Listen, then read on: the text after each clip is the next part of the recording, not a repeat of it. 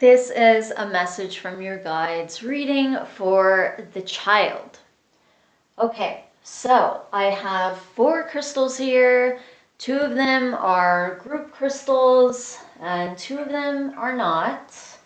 So I'm going to go ahead and show them all to you, but first I'm going to surround this in some protected space.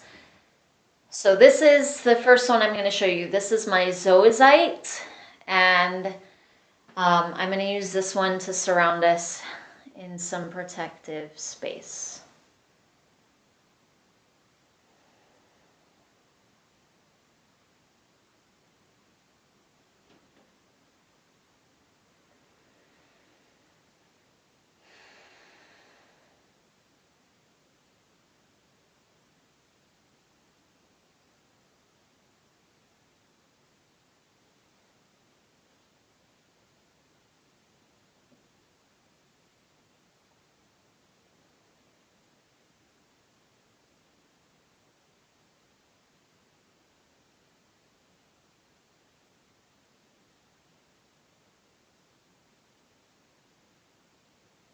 I feel like there's a lot of clearing actually that's going on with everybody in the group this week, and not everyone is really realizing it or necessarily equating things that are going on with them to that. Okay, so this is my obsidian, and this has to do with deflecting negative energies coming towards yourself and just in general psychic protection. So I'm going to surround this in this one too.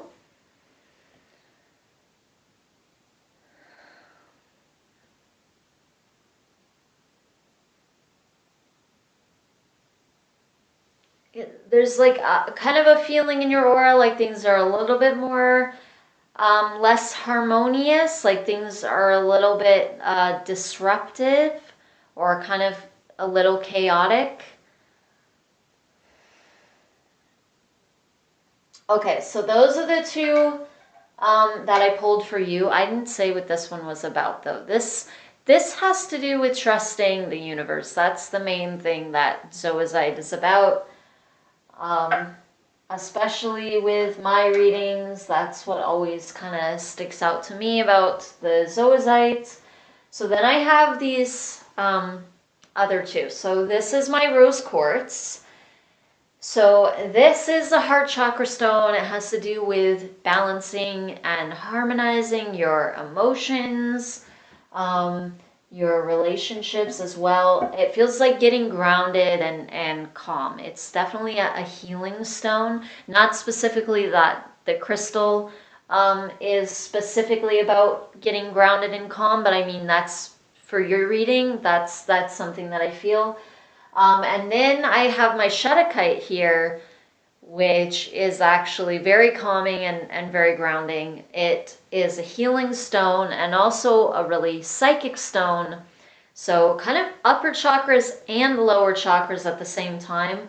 And it heals specifically with earth energies. So it's very grounding, but it's also having to do with claircognizance and precognition and mediumship, so crown chakra related stuff as well. Okay, so then I have these 2 group runes that I pulled here. So I have Nathis, and this means need. So this is having to do with like a really entrenched thought form. I pulled it along with Awaz. Awaz is the yew tree.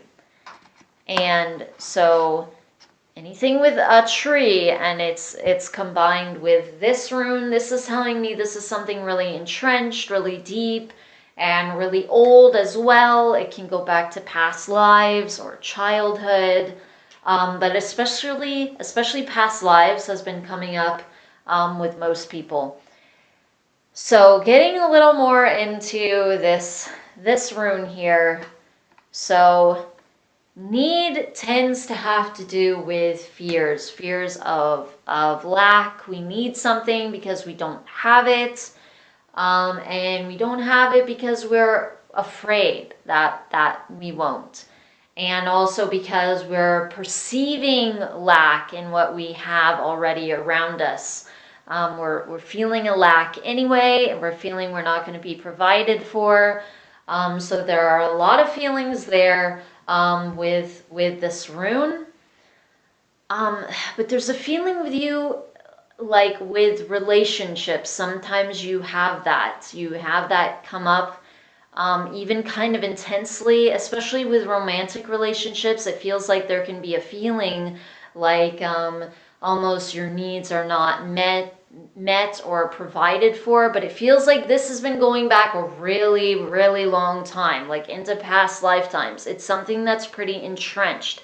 And so you're almost going to call that to yourself. You're almost going to, it's like you pick up on that emotion from something that's in there inside of you.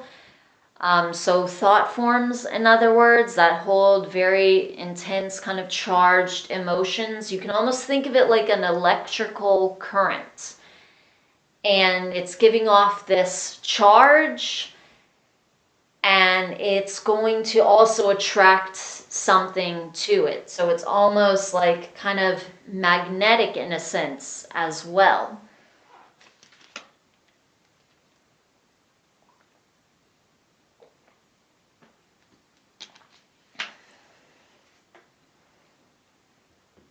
But that's one thing to realize, that this stuff goes back to past lives.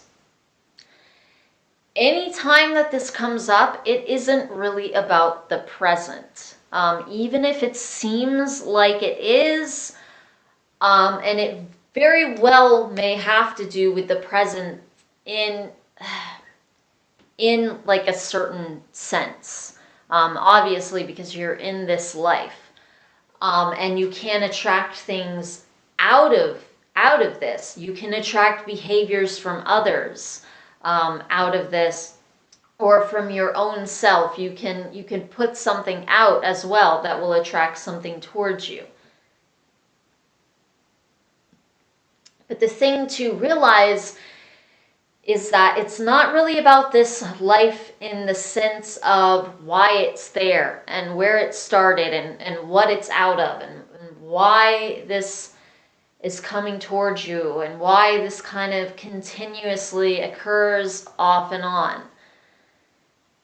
And it's because of something that's more deeply rooted, and it has to do with a lot of hurt and pain.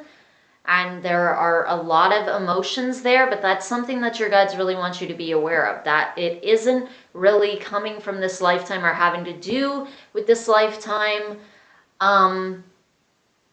or even the people that it comes up with. It's not even necessarily really about them specifically. It's just this stuff that you hold, even from different partners that you don't even have now, obviously, in this lifetime. So this is past lifetime stuff.